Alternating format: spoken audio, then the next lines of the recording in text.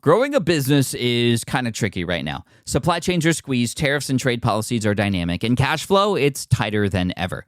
You need clarity to come out on top. Without it, you risk falling behind. If only you could hop in the DeLorean and see the future, right? Thankfully, there's NetSuite by Oracle. NetSuite has real-time forecasting to help you move ahead with confidence. This is your AI-powered business management suite and the #1 cloud ERP. Trusted by over 42,000 businesses, NetSuite brings accounting, financial management, inventory, and HR all under one roof. It's your single source of truth, giving you the data and control you need to move quickly. And with AI built in, you can automate the busy work and focus on strategy. NetSuite helps you see what's stuck, what it's costing you, and how to pivot fast. If I were running a business with a lot of moving parts, I'd use NetSuite for full control over everything. Tame the chaos with NetSuite. If your revenues are at least in 7 figures, download the free ebook, Navigating Global Trade, 3 Insights for Leaders at netsuite.com/SPI. That's netsuite.com/SPI.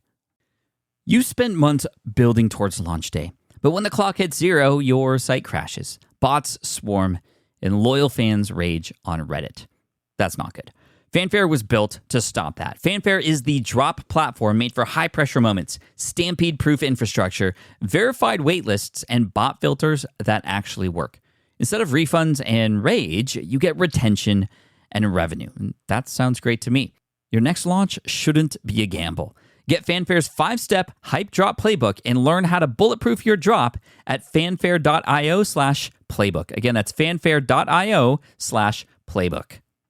There was a couple who came to me and said, we're in over $500,000 of debt. Can you help us?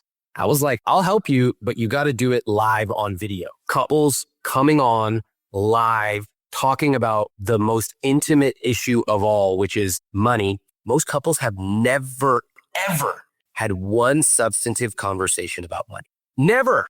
We don't talk about money in this household. Wrong. You would never say that about riding a bike. Oh, we don't talk about how to ride a bike in this household.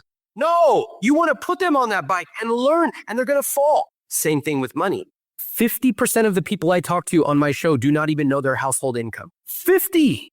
How can you ever expect to be confident if you're not competent?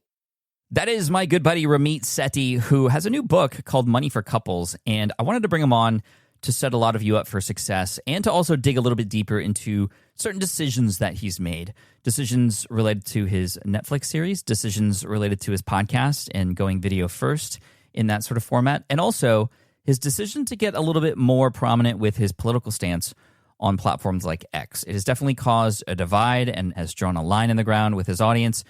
And I wanted to investigate this a little bit and see what the ramifications and consequences of any there may have been. So before we get into the interview, I do want to address up front here that we are in a transitional period with the podcast. If you've been a longtime listener or have listened to more recent episodes, you'll know that we are changing the format. So it's a little bit different today. We don't have our normal intro, but most of the episodes moving forward are going to be solo episodes with me teaching in a more keynote style, very specific episodes about certain topics versus a more general episode.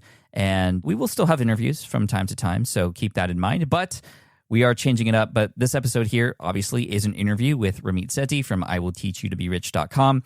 We needed to get these ahead of time before the break to edit and have ready. So again, bear with us as we make these changes moving forward, but stick around because we got some great stuff coming your way.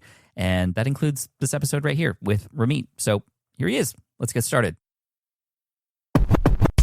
You're listening to the Smart Passive Income Podcast, a proud member of the Entrepreneur Podcast Network, a show that's all about working hard now so you can sit back and reap the benefits later.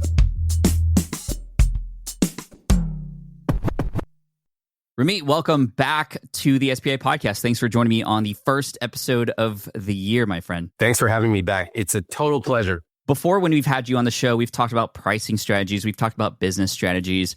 You're coming out with a new book that really got me excited about talking about a new topic with you, and that is money for couples. You know, I am a married man, and there's a lot of people in the audience who are married or who have spouses or partners or who will have in the future. And I think, and I know this from experience as well, a lot of those conversations about money never happen and then can lead to problems. And we've seen these problems on your podcast. You have this incredible, I always use, Ramit, your video podcast on YouTube as the prime example on how to do a video podcast if you're just doing it remotely. So first of all, I just want to commend you and congratulate you for the success of that show. How has the YouTube and podcast front been going for you? Honestly, it's amazing to hear that because you've been in the game for so long, especially on the podcasting side. I'm pretty new to it. And you were one of my many podcasts and friends who was like, you got to get on the podcast world. And I just wasn't ready. I didn't have an idea until COVID hit. Everyone was doing Instagram lives. And there was a couple who came to me and they were veterinarians. And they said, we are in a terrible financial position. We're at over $500,000 of debt. Can you help us? I was like, I'll help you, but you got to do it live on video. I didn't expect them to say yes. And they were like, okay. I was like, what? Really? And in the first 2 minutes, I knew this is the podcast. So couples coming on live, talking about the most intimate issue of all, which is money from behind closed doors. We talk about numbers. Often people cry. We talk about childhood. It's quite deep and intimate. And adding video was kind of the second phase, which has been enormously connective. Like I always saw the couples on video, but everyone else just heard them for the first 60 or so episodes.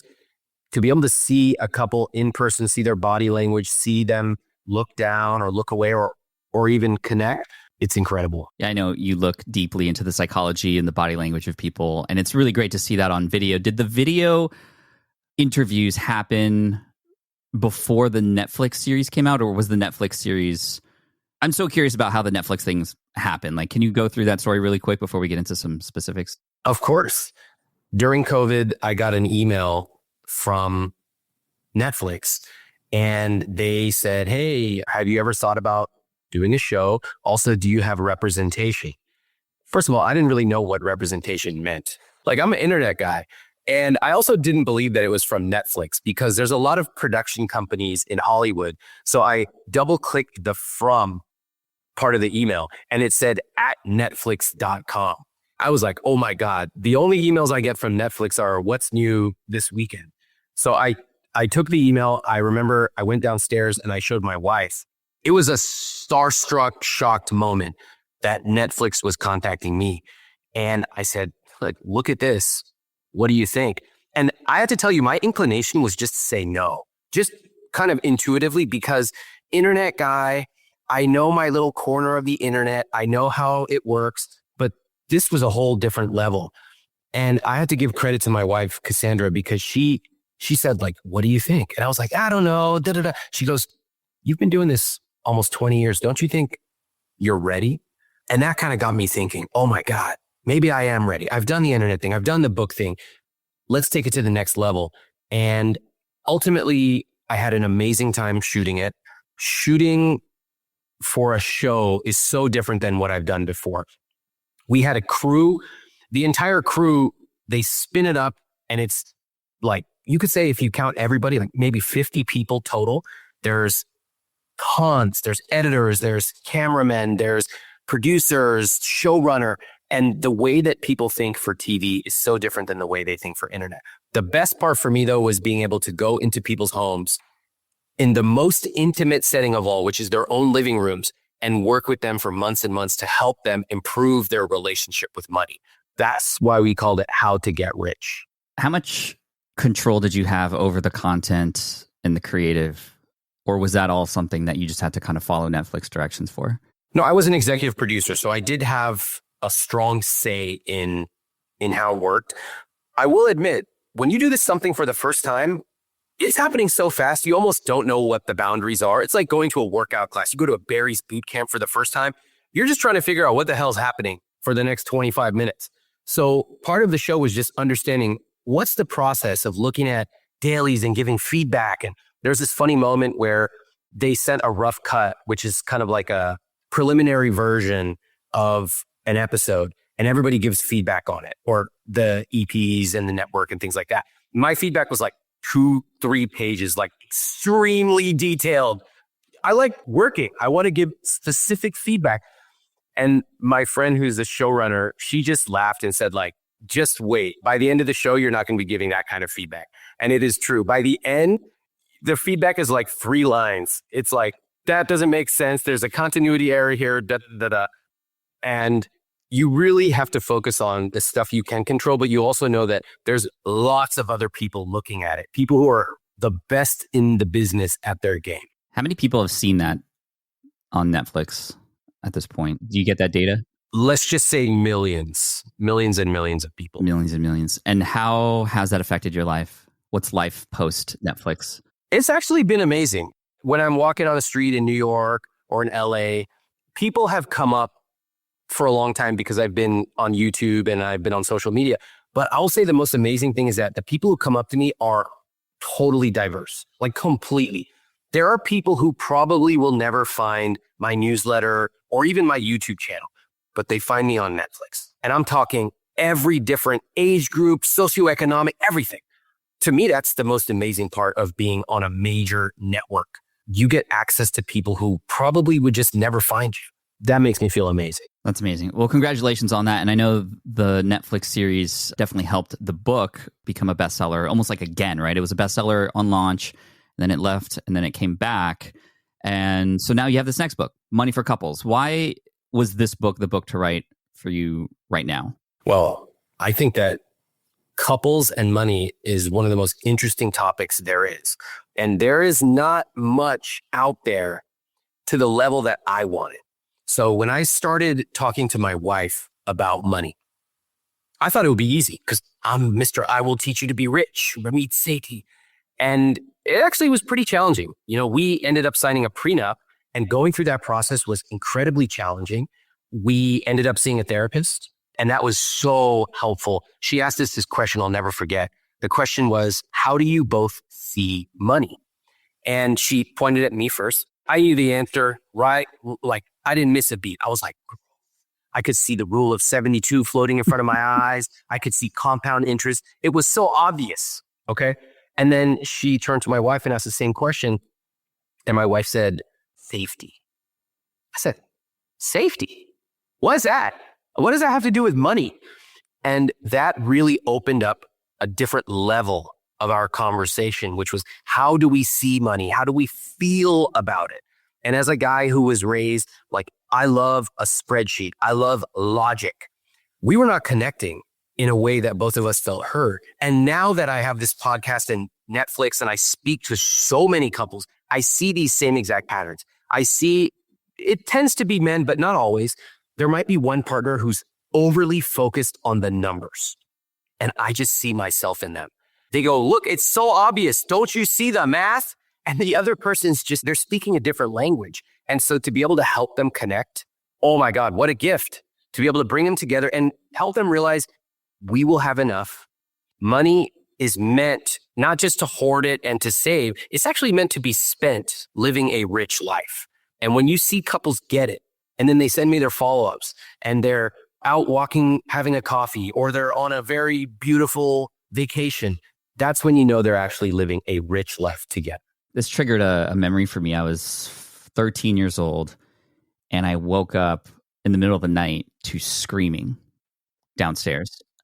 And it was my parents having an incredibly aggressive fight over money being spent, money being, just money in general. And I remember going to bed crying because I thought my parents were going to get divorced as a result of that. And then I woke up the next morning and they were still talking, but they were laughing. They finally figured it out because they finally had a conversation. And it took the threat of leaving each other in order to have those tough conversations. What can a couple do to avoid getting to near breaking point to figure things out so that they don't have to have an experience like that or traumatize their kids like they did for me? First of all, thank you for sharing that. And it's no surprise because so many people who feel certain ways about money, they feel they'll never have enough, or they constantly feel scarce or worried or anxious, or they overspend. It directly traces back to their parents, directly. In fact, the first question I ask people often is, tell me, what phrases did your family use when you were young about money? Do you remember, Pat? What are the things they said? We can't afford that, or that's for rich people, or, there's a cheaper version of that, or you could save your money. Whoa. Yeah. Classic. They're burned in my memory, dude. Yeah. And that's what's amazing. So many of us grow up with these beliefs. You hear a parent say, we can't afford it 1 time, 10 times, 1,000 times.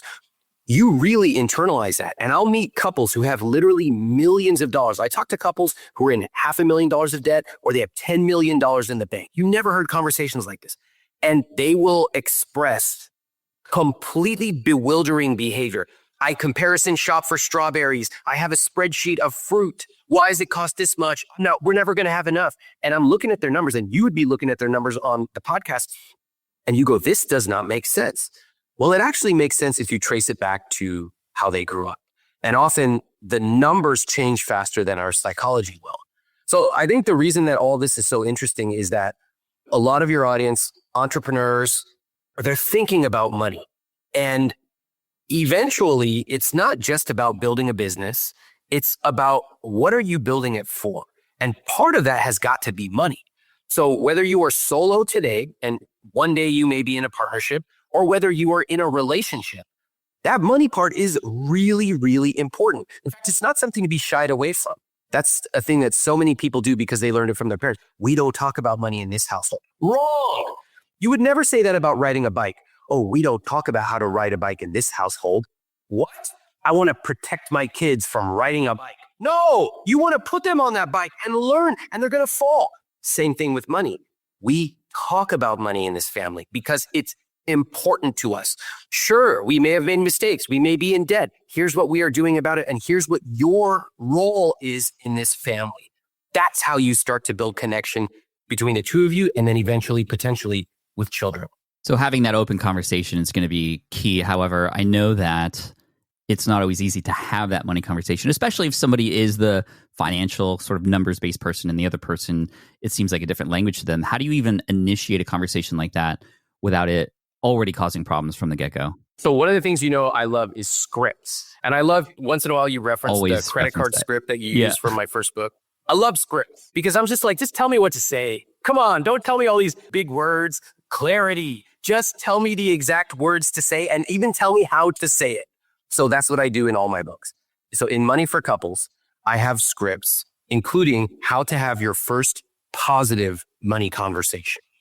You have to remember that most of us believe we need to have the conversation as if you're only going to talk about money once. It's ludicrous when you really think about it. You're not going to just talk about kids once. You're not going to just talk about money once. And then the way we talk about money is we only talk about it when there's a problem. Why did you spend that much at Target? I can't believe you didn't leave that much in the checking. Wrong! We got to start talking about it regularly, positively, and proactively. So your first positive money conversation goes something like this. In the past, I think that we've talked about money, but we haven't really connected. And it's so important to me that we get on the same page. Here's why I think our conversations about money are going to be awesome. Because it will bring us together, because we can create a vision together, and we can actually have fun. What about you? Notice me tossing the ball to the partner. Okay. A lot of times when I hear couples talk about money, it's just one person saying it and then it drops with a thud. We got to toss the ball back and forth. So the other person says, here's why I think this is going to be awesome. Next thing you say is how I feel about money today. Each of you says that. And a lot of times people get quite vulnerable. I feel ashamed. I feel behind.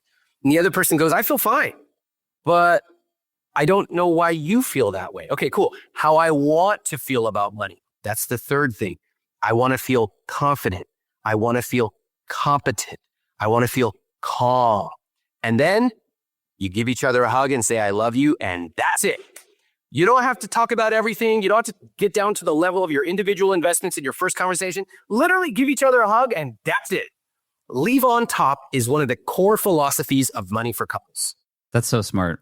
I love that. So again, I recommend everybody check out your podcast on YouTube. It is a thriller every episode. And first of all, the hooks are amazing. But then, like you said, you get into the psyche and you get to see these couples who are just not on the same page. And you could clearly, and like from the outside, it's like, come on, like we're almost like yelling at the screen. Like, how have you not had these conversations before? But when you're in it, it's difficult. There's a lot of layers and vulnerabilities. And how often do some of the couples that you interview like hide something from the other person, like a embarrassing thing that they might be spending money on that they didn't want to tell the other person, or some habit that probably isn't great that they just keep spending money on. Is that a common thing that you're finding? Not as much as you would think. The idea that, there's one person secretly hiding spending is relatively uncommon. Really, what's much more common is that one person came to the relationship with their own random beliefs about money. They don't even know what they believe about money. They kind of spend a little bit here. They spend a little bit there. They derive most of their feelings about money from how much is in their checking account. And that's about it. So if I ask them a question like, what is your philosophy on money? They would look at me like I'm speaking Klingon. Philosophy on money? What are you talking about? If I have enough to have a nice dinner a couple times a week, I'm good to go. That's the extent of most people's philosophy. Then you combine that with another person who has a similarly disjointed, incoherent philosophy, but both of them grew up differently. So you could be looking at the exact same numbers with your partner, and one of you might be totally anxious and worried, and the other's like, we're good.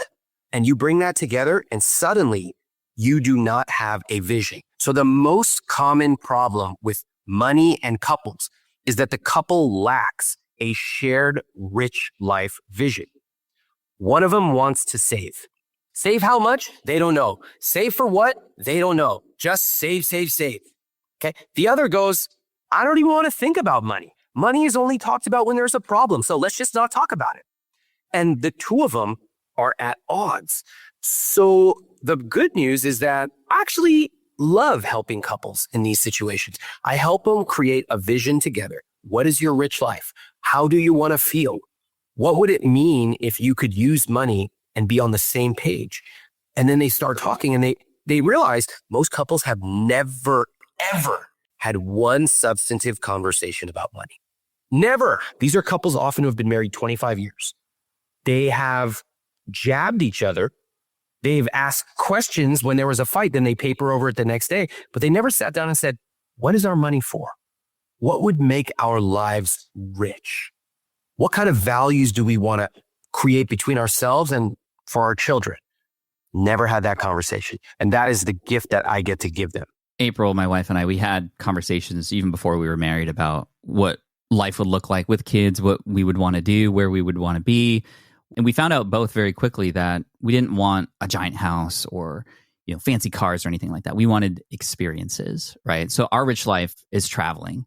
And when we travel, we don't care that we're spending maybe a little more than others on the food there and the VIP experiences at different places. But then we totally save money in other places where things we don't care about, right? We don't necessarily care about the cars or the fancy materialistic things. We're all about experiences. And to understand that that's both what we wanted up front was so helpful, because then we could see even in our checking account, getting to the details like, hey, we have this much money saved up for this upcoming trip. And then it inspires us to maybe not have those little things that we'd want to spend money on so that we could have an even bigger experience when we go and travel. And that was so key. And I feel like I learned a lot of that from you. You taught me when I first came across your brand a long time ago. I was not a big fan. And I don't know if you've heard me tell this story before. You're telling me that I will teach you to be rich made you think, does this sound like kind of a scam? Are you telling me that? It left that impression on me, for sure. Then I met you at FinCon, dug deeper into your stuff, read your scripts, the stuff was actually working, and saw that I actually didn't understand what you meant by a rich life. It wasn't about just having loads of money. It was about having a fulfilled life. Yes. And when you have the dreams that you want and you're partnering with somebody else who has their own dreams, you have to have these conversations. You have to talk. And thankfully, April and I were aligned on a lot of that stuff. What happens if you're not aligned? If you have these conversations and you find that you kind of both have different dreams, that could lead to, I'm sure, fights or just awkwardness. How does one work together with the other through something like that? The good news is you and your partner do not have to agree on everything at all. What a relief. So I have a concept called money dials. Money dials are the things you love to spend money on. And you can turn that dial up or you can turn it down. And my wife and I, we do have some similar money dials, but we also have different ones. She loves to spend on self-care. I love to spend on beautiful hotels. Those two are totally different. The good news is we don't have to agree on all of them because, one, we talk about what is our commonality.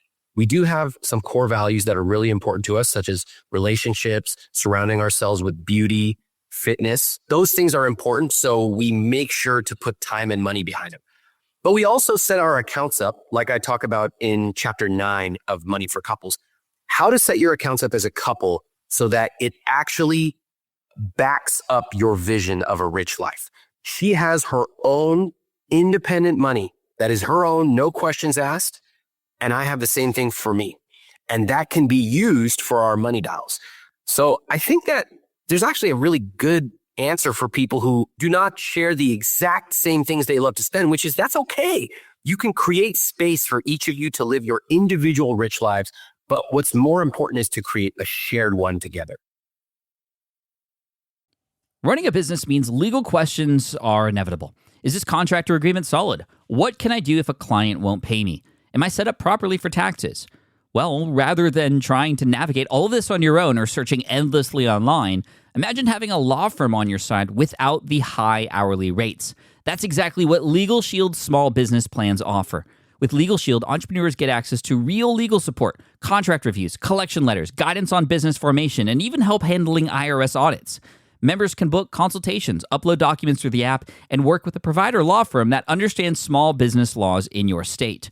You also get proactive help on tax and trademark questions so you can stay ahead of legal risks. And if a client delays payment, Legal Shield can send professional collection letters to help you recover what you're owed, all for a fraction of what traditional attorneys charge. Go to LegalShield.com/SPI or call 833-570-9980 to learn more and get big business legal support without a big business budget. That's LegalShield.com/SPI. Still using a copy-paste website?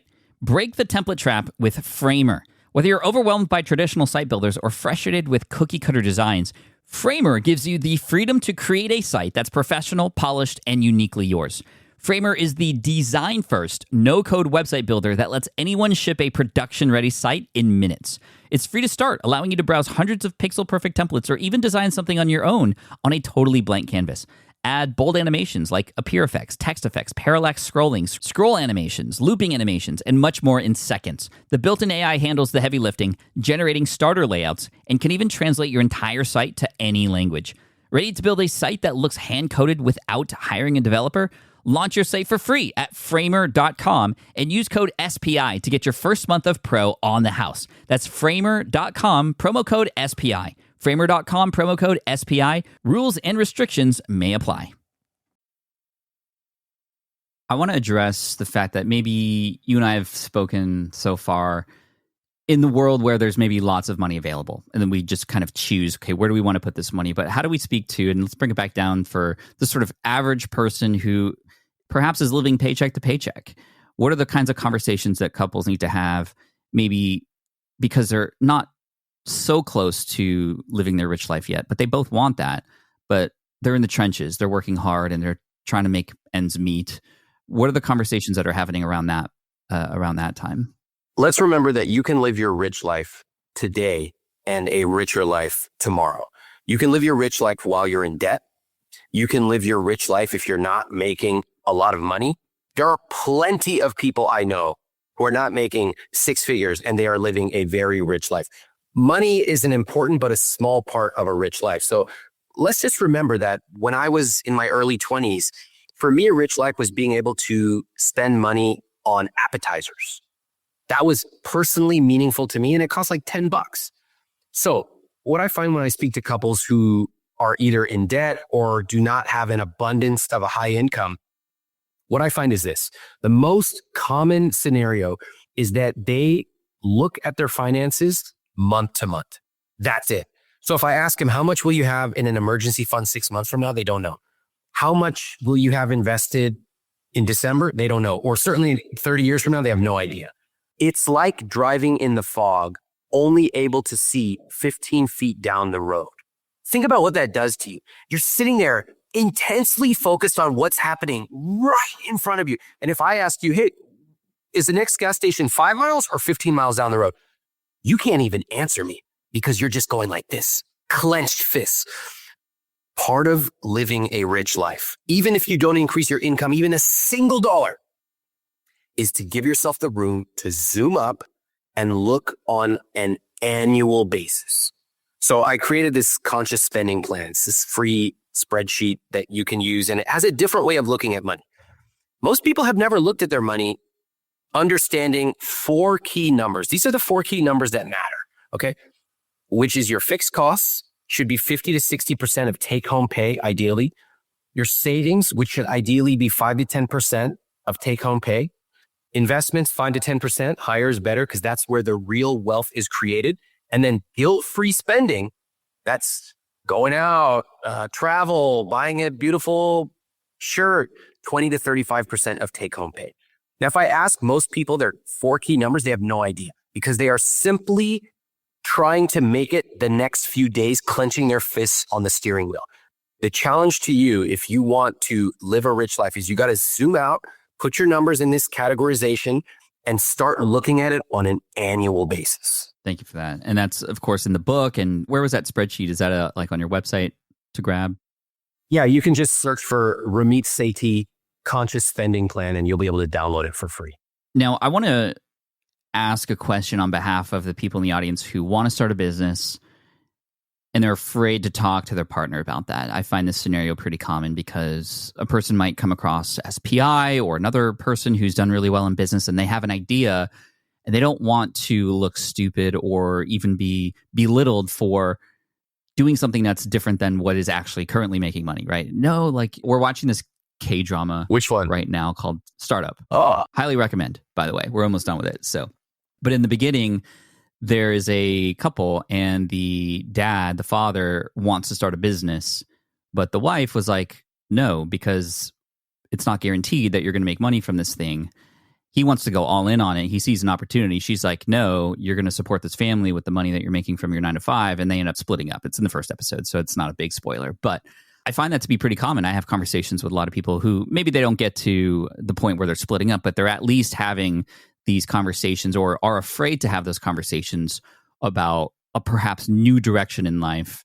And they don't want to let the partner down either because, I can imagine a person not going down that route because what if they fail? Then they're going to let their partner down and look bad. So how do we navigate the psychology around that? okay. I love this question because ultimately business is not about conversion rates or even customer counts. It's about who you are, who your partner is, who you are serving. It's much deeper than just numbers on a page.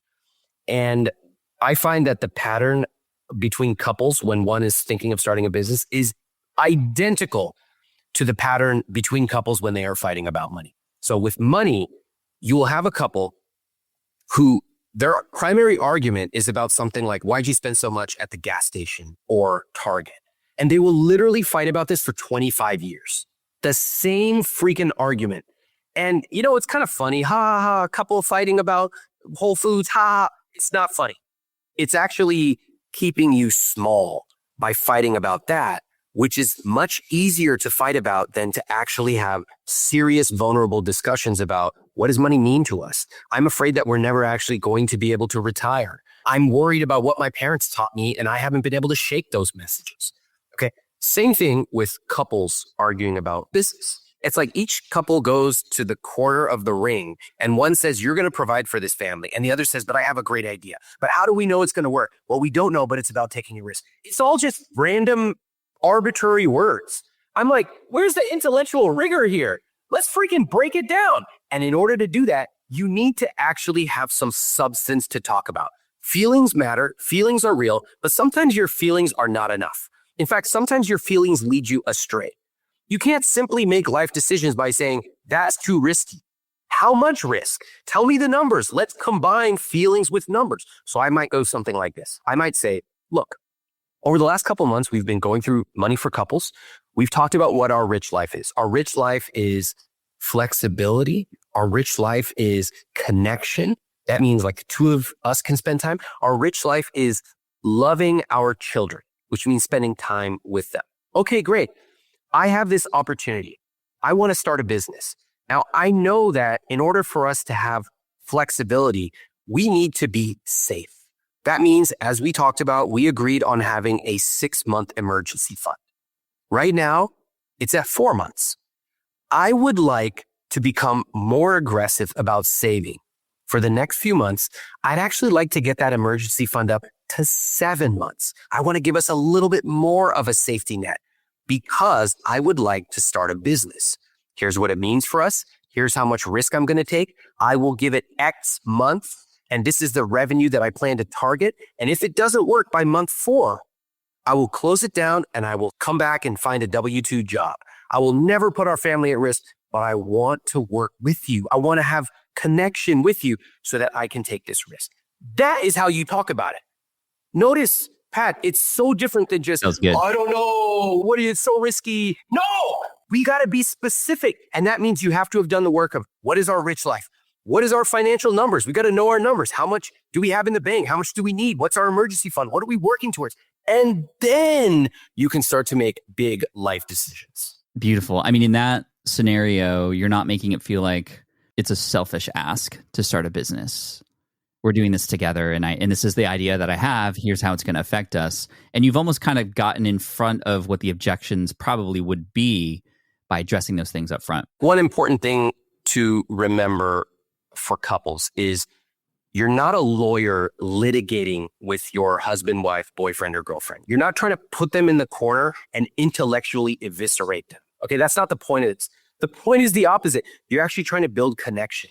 So rather than tricking them into agreeing, which is never a good sign for a partnership, you're trying to always echo the North Star. What is our North Star? What is our rich life? Here's how I think it fits into the rich life. But tell me, maybe I'm missing something. Maybe we see it differently. If you think that we should have 8 months of an emergency fund instead of 6 months, we could talk about that. I'm definitely willing to work extra. I want to. I want you to feel good. I want to feel good because we've got to do this together.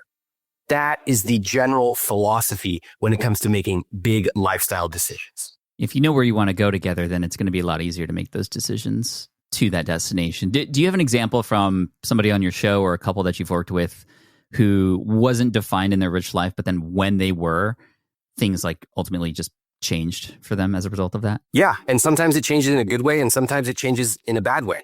And personally, I think that's the beauty of the podcast and the book, which is not everything is tied up with a bow. So as an example, we had a couple who struggled to talk about money and struggled to get on the same page about living together and spending their money together.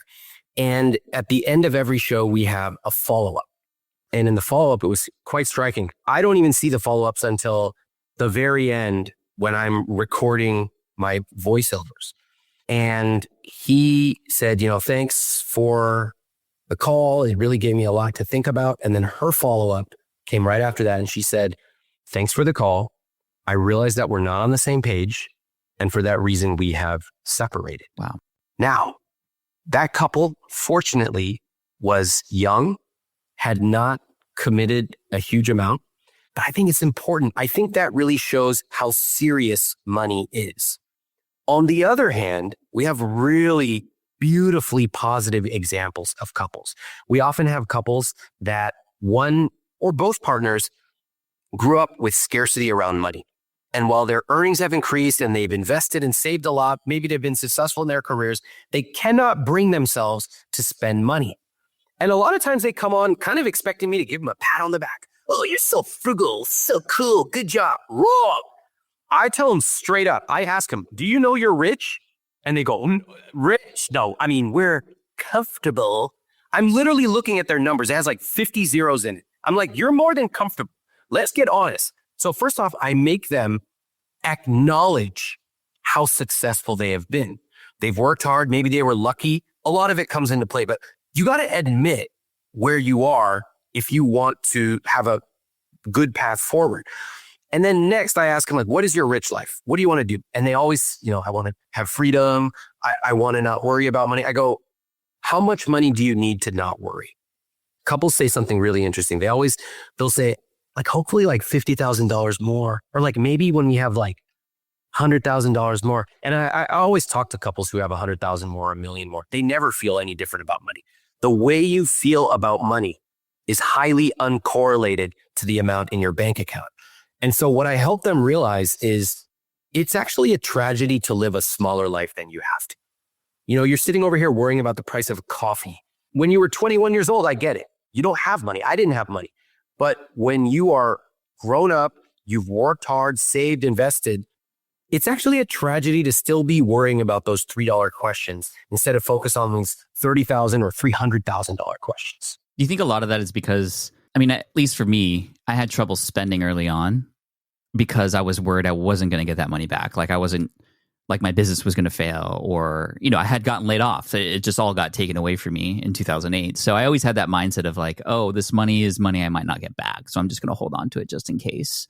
I've realized over time that I do have what it takes to, if I were in a crunch, if I lost everything today, I could go make money. And I know I can do that. I can figure it out. And so I'm not worried about that anymore. But it took years of me getting over some old habits and old conditioning to believe that. Do you find that to be the case? Like this hoarding nature of us as humans, just like if you find a bush with berries, you know, while you're scavenging, you like take it all and then kind of you're like worried about not finding the next bush. Yeah. And I think that it's quite interesting because it cuts across different socioeconomic status in a different way. So oftentimes, you know, one of the things I love about the podcast is we actually get to talk about these very deep concepts in light of a couple on the show. So here in America, we rarely talk about class structure, socioeconomic and class structure. But on the podcast, it is so obvious you cannot avoid it. We'll have a couple where one person grew up poor. And he'll often say, oh yeah, I don't worry about being poor because I've been there once and I can do it again. That's very common. In fact, by this point, after talking to so many couples, after they say a few sentences about their thoughts on money, I can almost, with pretty good accuracy, guess how they grew up, how much money they had, and even what part of the country they grew up in. For example, the Midwest has very particular money mores versus somebody who grew up wealthy in, say, California. That's also quite identifiable. So these things become quite interesting, but you're exactly right that this scarcity is taught. It's often observed in our family. So it might be your parents. It might be some uncle that became a family legend because he lost all his money, or an aunt. But also, there's one other thing.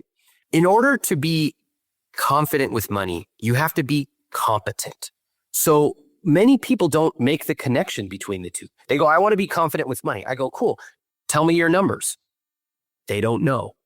50% of the people I talk to on my show do not even know their household income. 50. How can you ever expect to be confident if you're not competent? And that means knowing the basics. How much do I make? What's my savings rate? At what exact month and year will my debt be paid off? These are basic numbers. They're not that complicated. I teach them all in the book. You need to know those so that you can be confident through competence. Love it.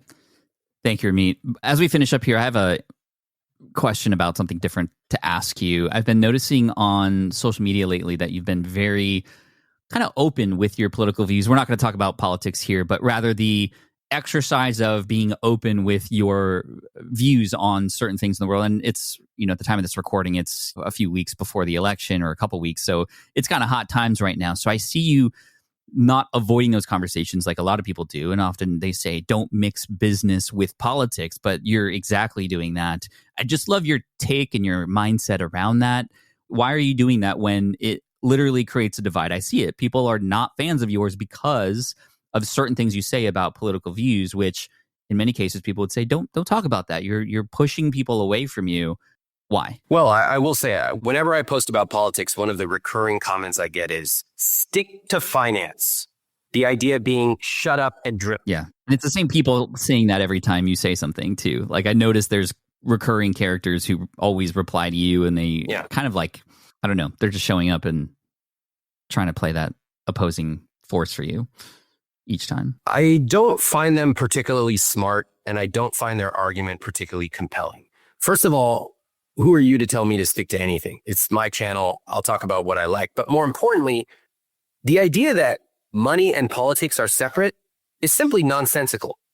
Money is inherently political. Politics is why healthcare is so expensive. Politics is why housing is so expensive.